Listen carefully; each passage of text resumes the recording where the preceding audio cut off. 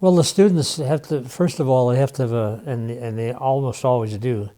The people at the university level, particularly, they have a pretty, a very strong interest in the sport they're involved in. And of course, they should have a pretty strong interest in their studies too, because if they don't stay there long.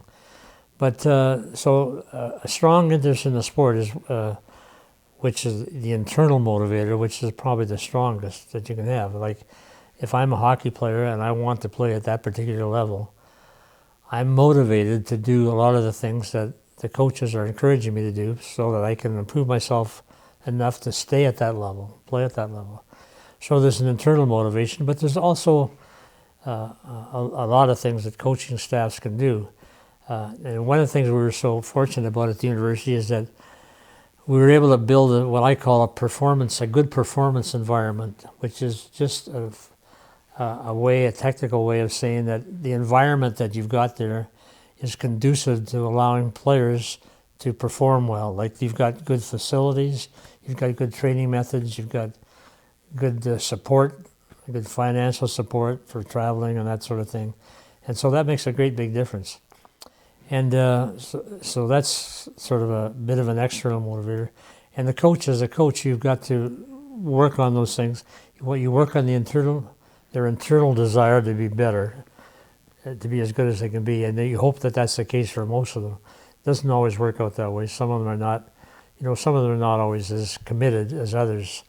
But if you get someone that's committed, and boy, that's why I think it's such a great environment to work in, the university, or a school environment. You get athletes that are really, really pretty dedicated and pretty committed, because they're spending a lot of time. Like the hockey player, it's one of the toughest things to do at university, is to be to be a student athlete on a team that practices maybe.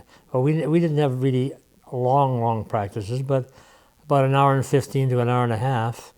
And of course, you have to be prepared. You have to get ready for that practice, and then you're changing that after. So it's a good 2 hours out of your day, and it's very demanding physically. Like, we worked hard.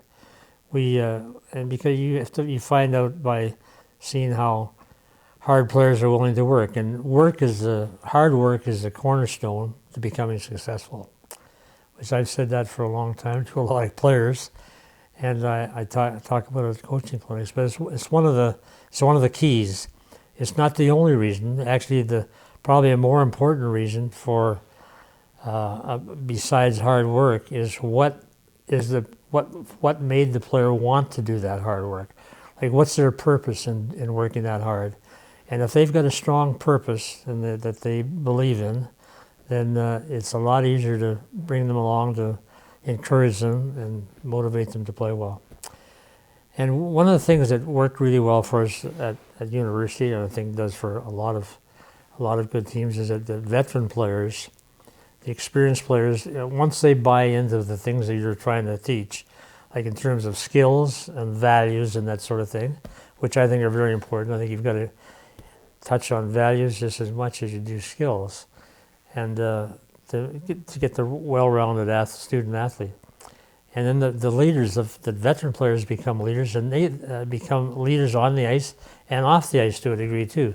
In the dressing room and on the bus traveling, or in a restaurant or whatever, they police the players in the sense that it's kind of a big role model thing.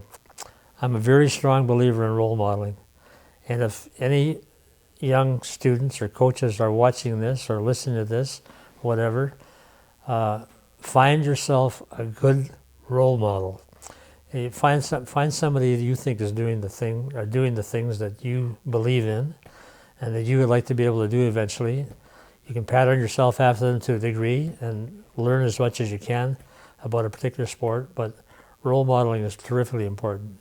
And with the players, when a player sees a veteran player that's pretty well guaranteed a spot in the team, maybe not 100% necessary, but pretty well, and these young players see this veteran player working as hard as he can in practice and doing the drills all out, all the time, and that thing, he says, hey, that's what I've got to do. If I want to play on this team, That's what I've got to do in order to improve myself, and in order to impress the coaches, in order to just meet the culture of this team. The culture of this team is a hard-working team, and with a lot of other things as well.